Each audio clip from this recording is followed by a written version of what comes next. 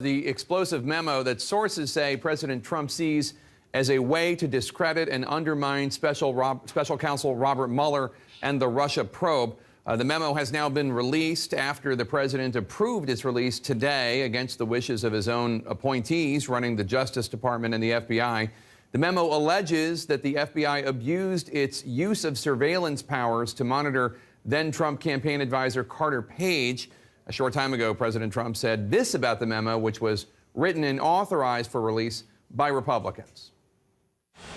I think it's terrible. You want to know the truth? I think it's a disgrace. What's going on in this country, I think it's a disgrace.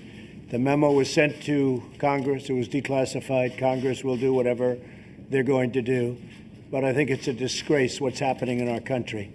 And when you look at that and you see that and so many other things, what's going on, a lot of people should be ashamed of themselves, and much worse than that.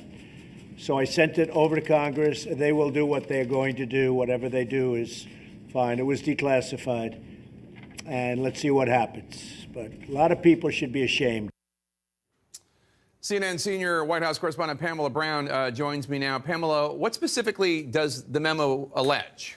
There are a few things in this Republican memo. First off, it alleges that Andy McCabe, the deputy FBI director who essentially quit this week, that he told the House Intelligence Committee that without the dossier, without the Steele dossier that was funded by the DNC and Hillary Clinton's lawyer, that the FBI would have never applied for this FISA warrant for Carter Page. Now, Democrats are disputing that today. Adam Schiff came out and said that's not exactly what he said. The memo goes on to say, and this is new as well, that there was the initial application in October, and then it was renewed 3 times. This FISA surveillance was renewed for Carter Page 3 times, which is significant because under FISA rules, you have to show each time you go to the judge that the surveillance has elicited important information to show that this person is an agent of a foreign power.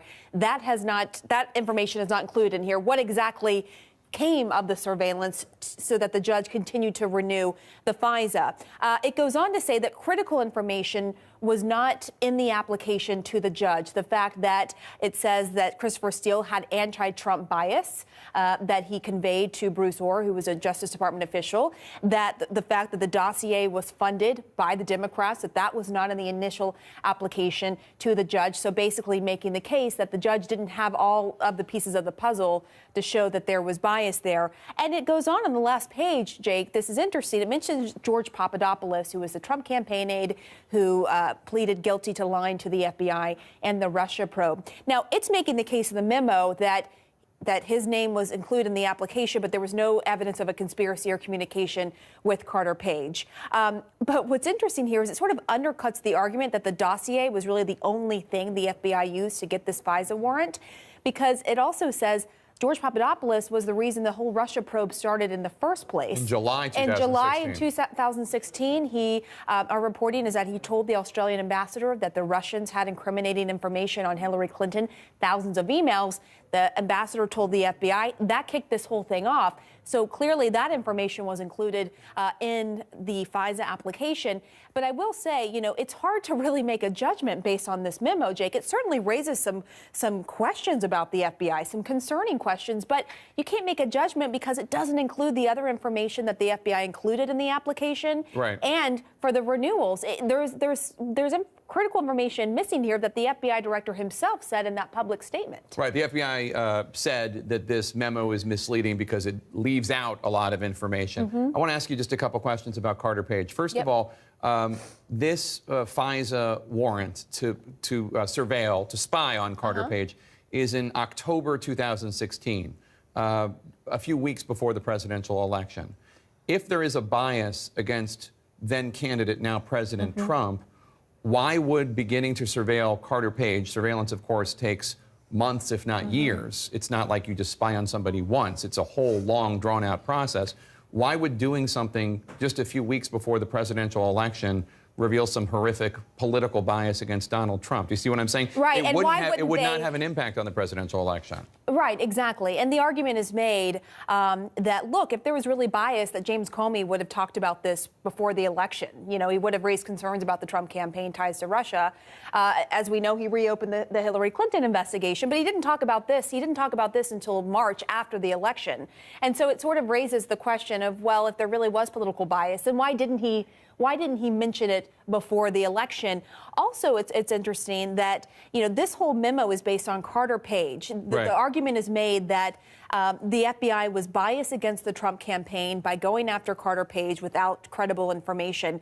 But up until this point, Jake, the Trump administration has basically said they didn't even know who Carter Page is, that he was a nobody, he wasn't really part of the campaign.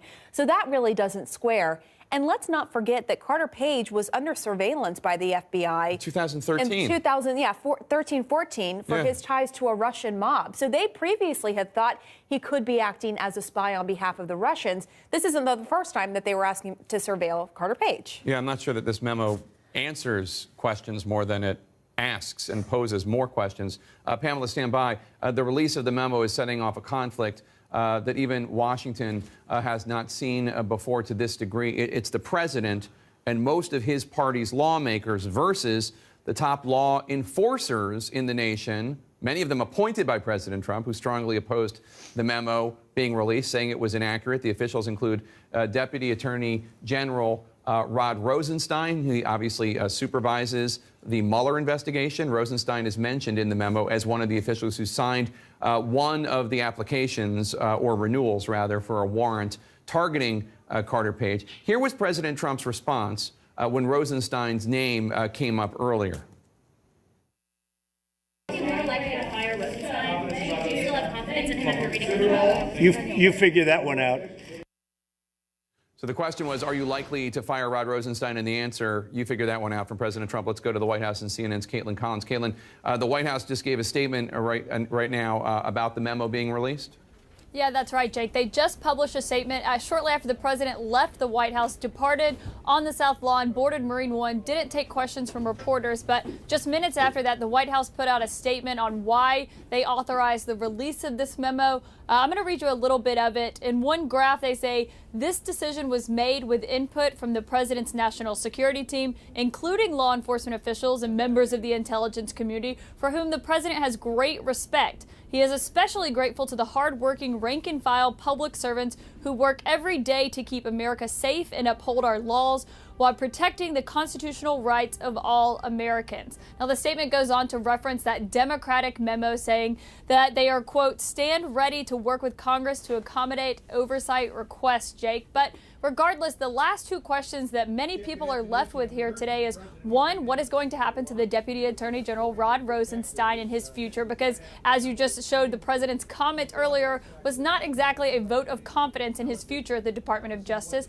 And secondly, what happens to the president's relationship with the FBI Director Christopher Wray, who pleaded with the president to not release this memo, not to authorize the release of it, and the president ignored that advice and released the memo anyways. So those are the two questions that we're left with here at the White House today.